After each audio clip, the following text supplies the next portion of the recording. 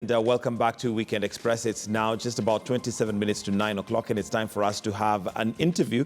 And joining me is the African Union Youth Envoy, and this is the first African Union Youth Envoy, Aya Chebbi. Great to have you. Thank you. Most welcome to the show. Let's start, first of all, by maybe just helping us understand what that position actually is. Basically, the Special Envoy on Youth for the African Union is someone who would advocate for youth issues, but two hats. One at the Commission, so we try to bring young people closer to the African Union, and one at the member state level. Mm-hmm. So there is a lot of advocacy to do in member states regarding the African Youth Charter, regarding the implementation of Agenda 2063. So it's a lot of advocacy work, but I think it's exciting because then young people now have a platform at the African Union to have their voice heard and to be taken seriously. Okay. Now, this is a position that it's the first time that it's been created this particular time, and you're the first one to take that particular seat. What are some of the experiences that you have so far? I think it's an exciting position in itself to exist. I think it's an achievement of youth advocacy for years because young people, and especially also women groups, have advocated for this position to exist because the United Nations had a youth envoy about 6 years ago, and we were asking, we're the largest youth population in the world and the youngest, so why we don't have an envoy? So this is the result and the victory, I think, of youth advocacy.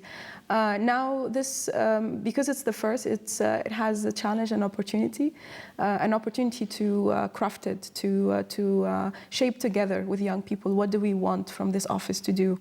What do we want the mission of this office? So we have the opportunity to be the first and to leave a legacy. Mm-hmm. But it's challenging because we have a lot of building to do, from infrastructure, you know, to have a roadmap and so on. So.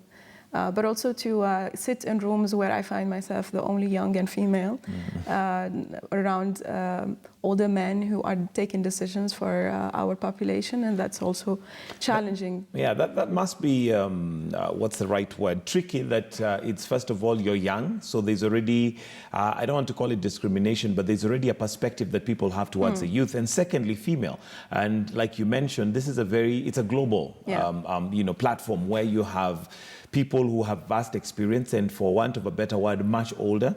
How do you, you know, overcome that challenge, even from yourself? Because one of the biggest hurdles that you need to overcome is yourself. Absolutely. I think I do that in my advocacy because I advocate for intergenerational co-leadership.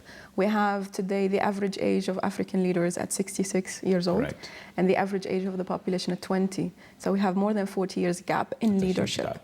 It's a huge gap, and when I talk to decision makers, I try to make them understand that this youth population is an opportunity, not a threat. You know, not a challenge for them, not the problem, not a number, you know, of unemployed, of migrants, of refugees. No, they are the solution themselves.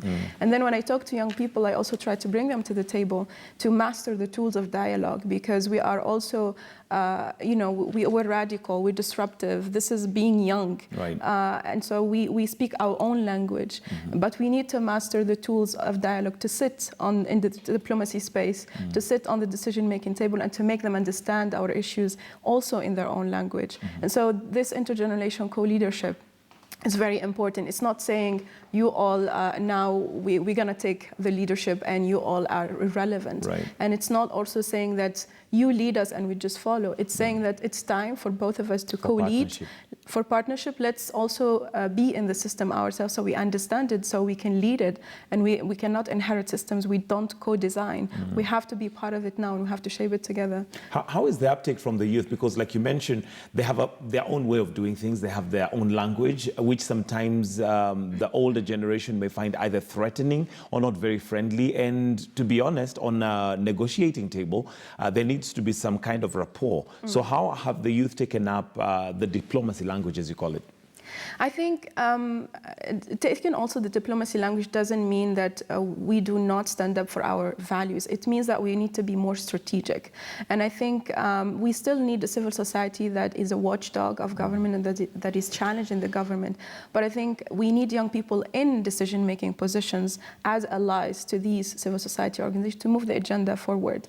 And so for me, so far, there are many young people who have started to come to this co-leadership concept and started to understand that it is time for us. We cannot just keep making change in the street, but then when the space is there, we're not in the decision making. I mean, a recent example of many countries, we supported the process that happened in Sudan, and I'm very proud of young Sudanese, especially young women, who have made the change in the street, but then took up, the leadership. We have the minister of youth is a young woman. Right. So that's what we want to see. We want to see youth make the change peacefully and then go on and take the leadership and show the other generation that we can also do it. And it's not new, in the 60s and 50s, all of the freedom fighters were in their late 20s and 30s. So I wonder what happened. What happened, where the change came about. Now, I want us to step away from your position at the AU level. We'll come back to that just to get the grasp of what exactly you envisage and what the youth really should be looking up to. But it's also good to understand your story and where you're coming from. And yours, you came into the limelight in the Tunisian revolution. Tell us a little bit about that. It's what the world knows as the Arab Spring, but that's a Western narrative because we call it the revolution of dignity. Right. And so also revolutions in general are not overnight revolutions because we had about 28 days of constant protest from December to January. But it wasn't those 28 days. It was the strong struggle of many activists throughout the years. But I think what happened different for us is that you have the most educated, which is something the government did well, the most educated population. We have the highest rate of education in Africa. And then you have the highest number of unemployment of young graduates. But I think the concept the new concept of revolution or new ways of activism that we started in 2011, because after that many revolutions happened on the continent, is that it was all of us, it was leaderless. It wasn't, the Nelson Mandela or the Gandhi or, there was no face. Everyone had something to fight for, and they united around social justice. And so you had employed and unemployed on the street. You had artists, you had elites, you had the working class, you had everyone asking for some demand, but the goal to reach that demand is to change, to reform, to start looking at our state differently and to start processing democratic transition. It was an exciting time. It's still an exciting time for Tunisia. We just had elections. And I think we are on the right track of democratic transition. Okay, and that's basically what was happening at that time. How did you, or what responsibility did you feel you had as an individual and as a representative of the youth? I'm not sure if at that time you felt the weight of, representing the youth, or you were just doing this for yourself? No, I think I started to be a rebel way before that as a girl, because I had to stand up in the family for so many issues that tried to constrain me or tried to define me because of my gender. And so that rebel voice existed there, but I think it matured in the revolution to be political. And so I understood that I need to go into the political space and make the change. So once, after the revolution, we organized ourselves into advocacy groups, into media collectives, into spaces where we can push for writing a new constitution and so on. Then after 2011, I started to travel across the continent because I started to see how we inspired many other youth movements. But I really believed in, and I believe in, nonviolence activism. And so we cannot want change and make it violent and then expect it to last. Right. And so I went across the country training young people in nonviolence and mobilization and youth leadership based on my experience. I wasn't trained in these things. And that's how I started to also find my African identity across the continent, and then brought everyone into one platform called Africa Youth Movement. And so I spent, since 2011, almost like 8 years of Pan-African activism. traveling around, supporting youth leaders, youth movement, but also pushing for this idea. That's how youth advocacy came, pushing for the idea that we should not be satisfied with just participation, with just being at the seat. No, we have to be in leadership positions that we deserve and in decision making, so we can make the change. All right, and there are those who might say there's always, we have the youth possibly ranting and raving online through blogs on Twitter and all that. How do you move that from just, what is written to where you literally now become a decision maker? Yeah, I think, which I know that when Kenyans take over Twitter, it's... we do a good job. Yeah, exactly. So I think social media is a powerful tool for our generation, and it's been a powerful tool in Tunisia revolution as well, because it just helps you disseminate information so fast and helps you build momentum. And I think that's why we talk about trending and hashtags, when you build excitement around an issue, and then everybody start being part. So also social media, which I started as a blogger actually, social media make you feel that you can express yourself, but also you can be a part of a bigger community of voices. But I think we should be very careful to say that we need to move from online to offline to make action and to make change. But we use, whether social media, whether the scholarship, whether all the mediums that we have, think tanks, civil society, to put pressure and to shape what policy we want. Because even though we try to mobilize at the civil society level, we need to make this voice united around one position and then be consistent about it. And I think that's my partnership with young people as well, because I am there not saying what I think, but saying these are 10,000 young people saying this is what we want. This is the priority of these 3 countries, 20,000 young people.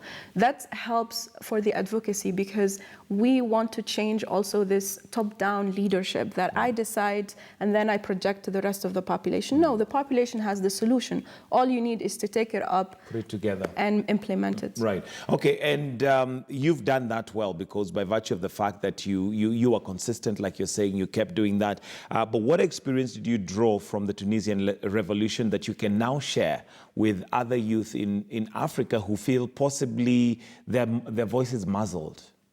I think it starts first by the individual. We need to find our identity, and because this generation is struggling with its identity. We live in a continent that created borders, and yet we're a generation that want a borderless continent. That's why we go to social media, because we feel we can migrate to the clouds. We want to move, we want to meet new cultures, new people. We're more of a generation that is curious about the other. So I think, first of all, is find who we are. And I think who we are, and finding who we are, we need to find who we are as Africans. Because it's only, and this has been consistently what I've been trying to do, is to unite African youth around their identity. We had a strong Pan-Africanism in the 60s and 50s because they were fighting against colonialism. But today we have much more to fight against, which is poverty and corruption and inequality. So it's even a better reason for us to unite. And so for me, one, find your identity. Second, we have to find our mission as a generation. And I think our mission was very much articulated in all the revolutions. Starting from Tunisia, it was employment, freedom, and dignity. These were the slogans of the revolution. And I think that's what young people ask across the continent. We want jobs with dignity, not just decent jobs or just, number of jobs. Because many of the people who have jobs still get recruited by violence. So we need to rethink all these issues. And then I think as a generation, we also need to understand what partnerships and collaboration mean. We have created a space of civil society where we're competing for resources, a space where young people are competing for titles in international development. We need to move beyond competition and start to think of ourselves as having one goal. How, from my position, you can leverage my position to reach that. How can leverage you as an ally to reach that? So I think collaboration and partnership is something we need to reinforce as much as possible. Now, speak to youth leaders, because we do have a number of youth leaders out there who possibly would want to make that change. But one of the things, and you mentioned it, is that the youth are disruptive. They have a different way of doing things. They have their own language. And sometimes that rocks the boat and makes some, in leadership, a little bit uncomfortable. However, it is misunderstood by virtue of the fact the youth are not saying we're generally saying you guys are useless and old and we cannot use you anymore, so you go home and let us take over. It's really a partnership. What advice would you give to youth leaders who are in that position where they feel they need to get their voice heard, but at the same time they want to do this in a way that they will be heard and they will be effective? I think first of all, it is many young people actually have voices but cannot own them. You don't reach a point. I mean, for me, when I felt I really owned my voice and I really became outspoken about it was through my blog, And so I think it's important to own your own voice, not be influenced by any, but really what is that you want? Because once you have clarity of vision, a clarity of advocacy, then you can sit with the decision maker and you can negotiate what are you trying to achieve. And as you rightfully said, it's not fighting old people. It's really fighting systems of oppression, injustices that is created around our society. It's not only in the state. Patriarchy is everywhere. It starts from the community up to the state. So it's really to understand that we're fighting just systems of oppression and we need to fight them together. So sometimes even we are inside a system that is very oppressive, but it's only by bringing more young people into the system that becomes dynamic, it becomes digital, it becomes creative. We're so much hungry for creativity on this continent, and we can do so much and we can be ahead of our time globally if we allowed more youth into the space. And I think young people should come with a solution to the table. So when you have a conversation, go straight to the solution. We all know the problems. We can't list them enough. We all know them. Let's just try to provoke our decision maker with new ideas, with solutions, and also show them the way how to do it. And I think for decision makers, when they need to also start listening and they need to start taking risks because they see youth as a risk. I come to you with an idea and they're like, we have not done this before. We've not done that this way. We're resistant to change. But once we see that change is possible, then we start supporting. And that's what I see even in Kenya. Many of the amazing initiatives on governance, on bridging the digital gap. Once they start, people to see, they're working, and once they start being recognized internationally, then we remember, these are our youth. No, we need to value our youth before anyone else value them, and we need to listen to their ideas and take them seriously. All right, now you do occupy a very unique space because one, you're young, and two, you're a woman. So that's definitely already unique. What message would you have to the young ladies out there in regards to just, ensuring that they occupy their space and do what they need to do? I mean, just to also recognize we have some badass young women all around the continent already, Absolutely. So I think we need to understand as young women, young African women, that we are lucky because we have role models. We see so many African women in leadership around the world. The Envoy on Women, Peace and Security, Mama Diop, the DSG, Mama Amina Mohammed, Mama Pomzile, the UN Women. We see all these women. They had not had a chance to see women in leadership before. So we already see the cracking the seals of spaces of leadership. And I think our generation as young women, we need to provide more space and mentor other young women to come to the space. So we need to open up the space for more young women. So for me, it's not enough to have just me. I don't want to see rooms anymore with only me at the table. I want to see as 50-50. 50-50. Let's hope that can be achieved pretty soon. All right, let's now talk about the global platform that you occupy. What is it that you envisage short term? In terms of gains that you would want to see now that you are the African Union Youth Envoy? What is your objective? What is it that you'd like to see in the short term and in the long term?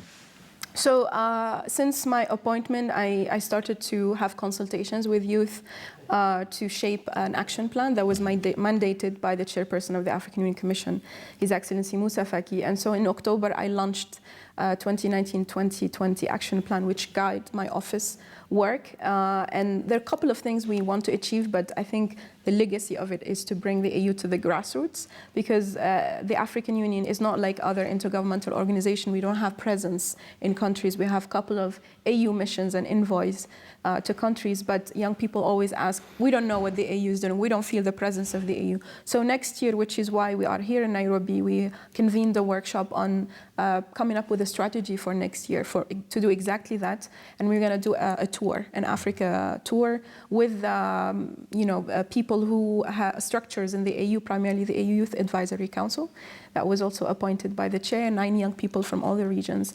And so we're hoping with this tour, which is based on the theme of the year of next year, Silencing the Guns, to come to young people where they are. We don't want to bring them into conference rooms. We want to go to where they are. We want to go to Kibera. We want to go, to villages. We want to go to young people where the issue is, for them to also feel solidarity, but also to feel listened. Then our work becomes then taking all these to the decision-making table and try to push policy.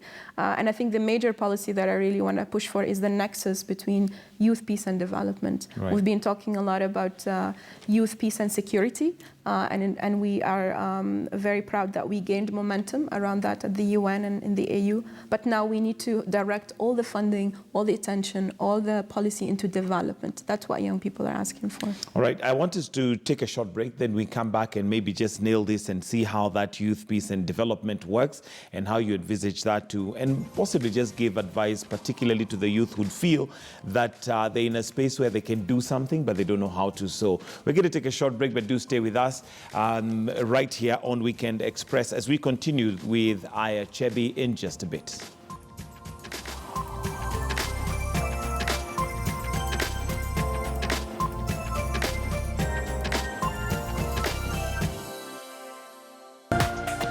This is KTN News.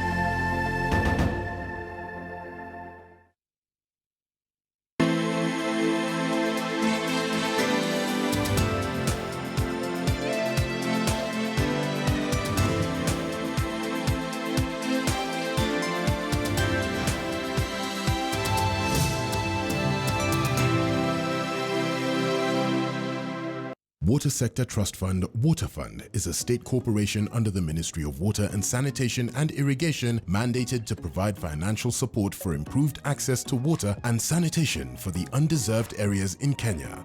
The fund is ISO 9001:2015 certified. Water Fund, financing the water sector.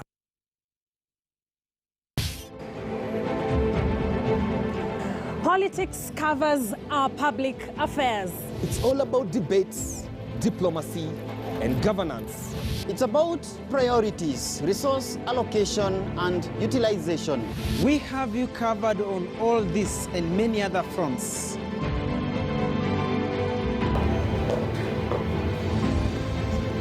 In business, numbers don't lie. Or do they? We dig beneath the surface to bring you comprehensive information on the people impacting trade, commerce, and the economy. We pursue the truth in the face of denial. Yote yaliyofichwa tunaweka wazi. We put together all the puzzle pieces to help you connect the dots. Yetu ni ufichuzi wa kina.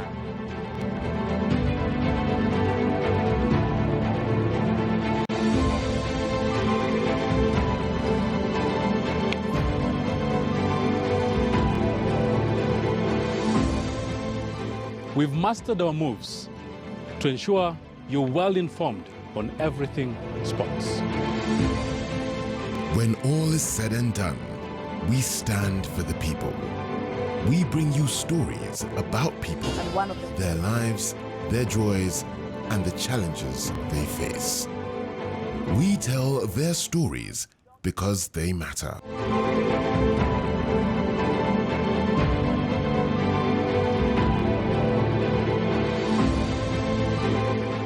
We bring you the whole story because you deserve to know. KTN News. Get the whole story. When you hear me talking about the danger of massive public debt, I talk with a heavy heart because we were pariahs. We were carrying the bowl from one capital to the other with my friend Chebbi, and nobody wanted to listen to us. We had to reschedule massive debt at a very high cost. When you see me talk about it, I know what is coming your way.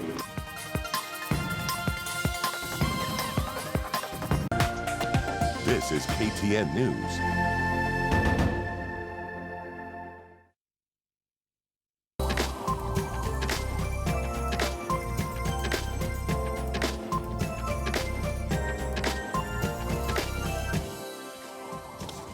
All right, it's 9:02. In case you're joining us now, welcome to Weekend Express. In studio with me is Aya Chebbi, who is the African Union Youth Envoy. And we are just basically looking at her job description. And one of the things that maybe we may have skipped, and it might be important to just understand, is how you got to that position. Because one of the things that, you know, sometimes we sit back and you think, well, she's lucky. Well, I applied. So there was an application open on the website of the African Union, and we were 706, something like that, who have applied for this position. And then there was 2 months rigorous process. So there was a shortlisting. But I think I'm very proud, actually, of the process, because as you said, many young people think that people are appointed because of, you know, I'm the son of this, I'm the daughter of this, and I just got there because I'm lucky. But I'm very proud of this one because it was transparent. The panel I had an interview with was 14 people, all the African Union departments, the organs, and the regional economic communities. So I meet people today who say, I sit on that panel and I selected you. And so they had a scoring system to follow. And what I have been told later, that I scored the top of the list. Fantastic, and congratulations. By the majority, thank you. So I think anyone can be the youth envoy, and also there was a lot of the background. Where do you come from?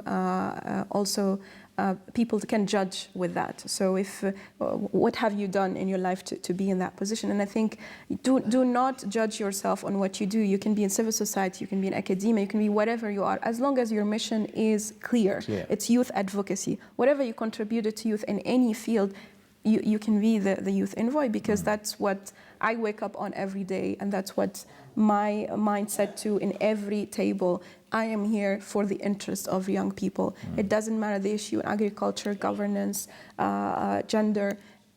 Young people have to have a say. Young people have to decide on things that affect them. That's the advocacy part. So I think after also the commission thought about having a council as well, because an envoy in Africa cannot be everywhere, cannot do everything. And so appointing 9 young people from the different region to be the ears and the eyes on the ground and to connect with young people in the region was also deliberate by the chairperson. Okay, fantastic. Now, you'll agree with me that in Africa, and not just in Africa, I think the youth are a majority world over. But we have a unique, let me call it problem, and I don't know if it's unique, but we have the youth misused by politicians, particularly when it comes to political cycles, and they're used mainly for violence. You are an advocate, or you're an activist, but non-violence.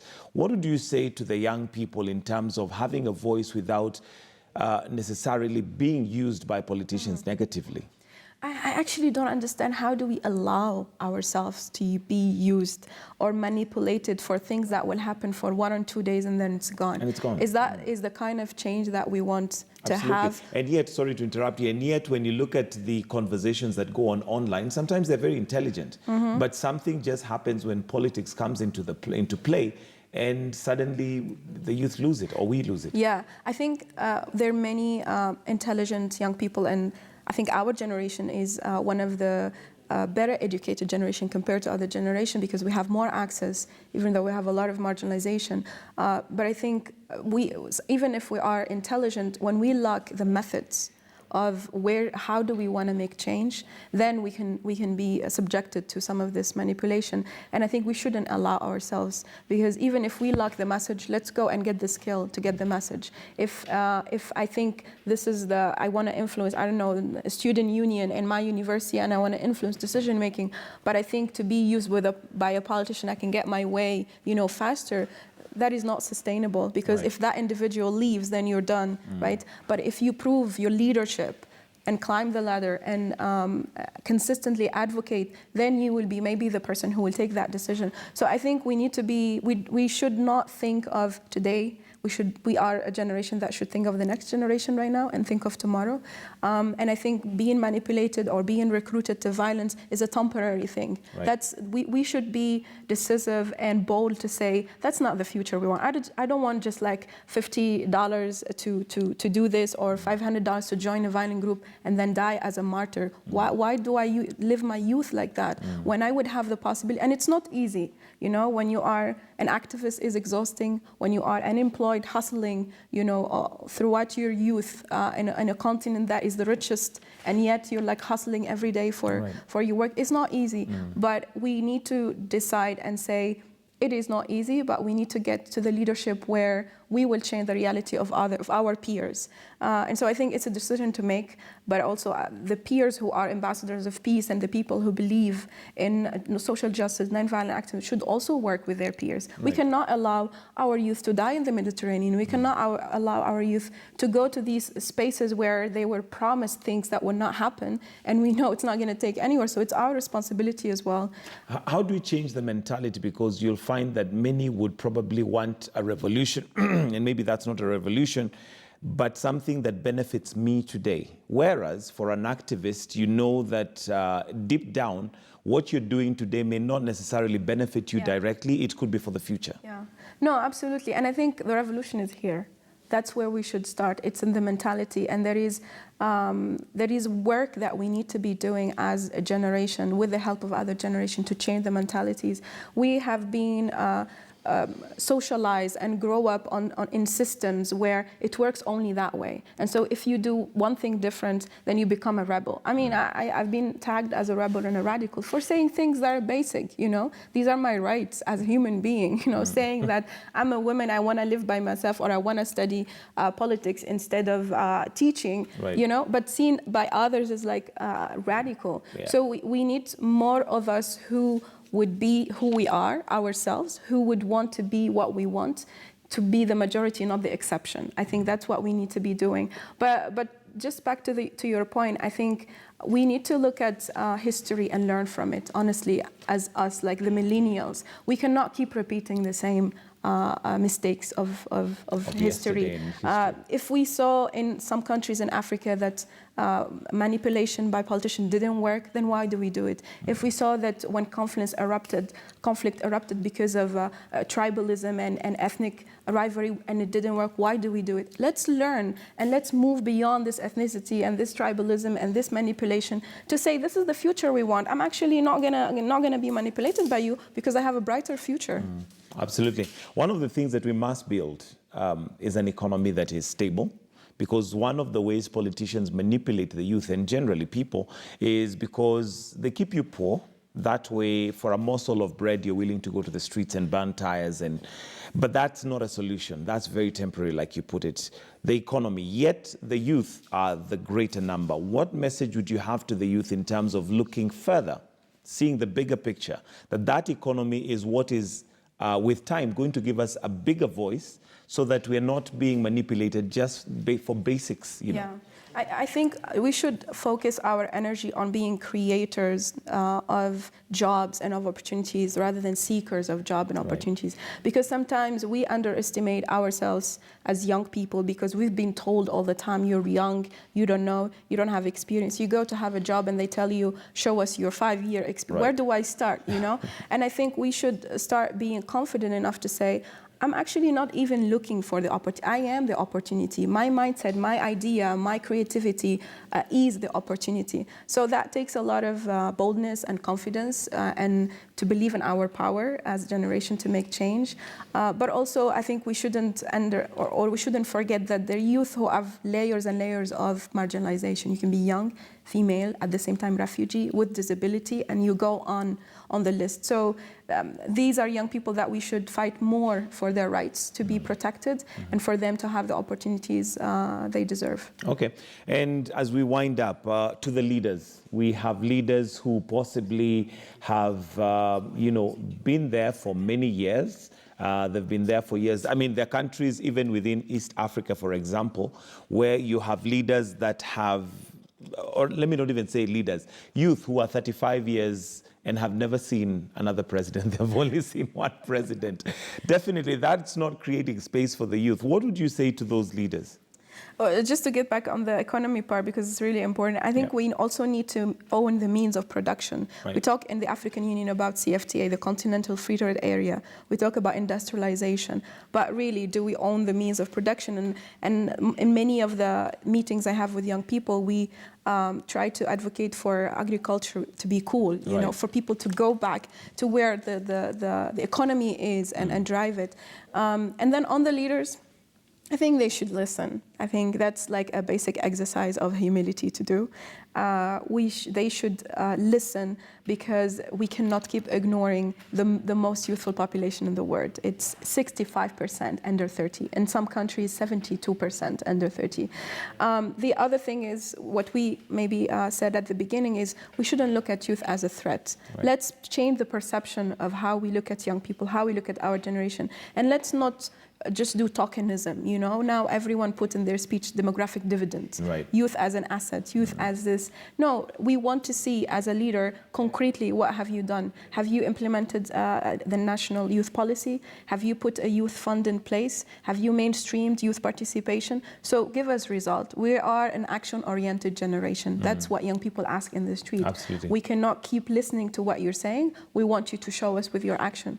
So, and we are here to help you do that. And I think they need to understand that you're not there to do it as a leader, and that's it. Right. You will do it in partnership with young people. Actually, you preempted what I was going to ask, and the question was in terms of the responsibility now for the youth to ensure that that happens, because this is a partnership. It is. Yeah. It is co-leadership, and young people, as young people, we should see ourselves as active citizens in society. We are not here just to, continue hustling for our lives and just here to study or work or have a job. No, we have responsibility to contribute to building our nations, because our nations are still in all of them in the process of transition, and we need to accelerate that change. We talk today about Agenda 2063. How are we going to reach that? We talk about Agenda 2030. We are the ones who will bear the results of the actions of today. So it's our responsibility, and it's in our interest to get involved right now.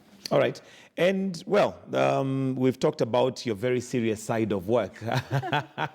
But sometimes it's also good to know, your less serious side of work in terms of what you do now, just to enjoy yourself, to ensure that you now just are a normal youth. It's really hard since the appointment, because there is a lot to do, and I'm trying to put youth on the global agenda, and so there is a lot of traveling. I'm trying to find a balance on how to do self-care, and while balancing work. But I'm going back to my home, Tunis, for vacation.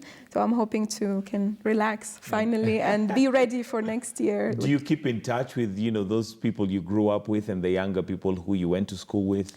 It's interesting, because I lived as a nomad in Tunisia. My dad used to work in the military, so in every 2 years we moved to a different town. So I had many, and I'm an only child, so I had many brothers and sisters around Tunis. But I have, of course, my best friends who, when we go back, we just rant about all sorts of things. Okay.